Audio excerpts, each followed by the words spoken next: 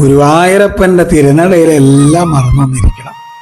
കണ്ണാന്ന് വിളിച്ച് കണ്ണടച്ചിട്ട് ആ മനസ്സിന്റെ ഇടാഴിയിലേക്ക് ഒന്ന് നോക്കുമ്പോ കണിക്കൊന്ന ഞൊറിഞ്ഞ പട്ടുകൊടുത്ത കുഞ്ഞിക്കണ്ണൻ ചിരിയോടെ ഓടി നമ്മുടെ അടുത്ത് വരും.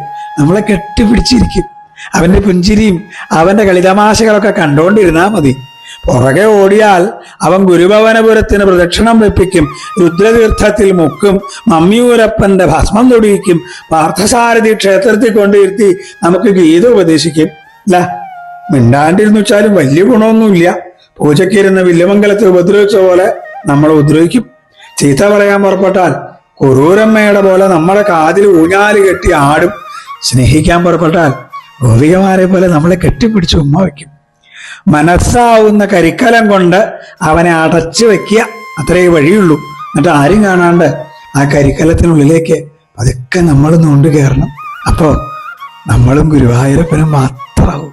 ഇതാണ് മോക്ഷം. കൃഷ്ണ ഗുരുവായൂരപ്പ.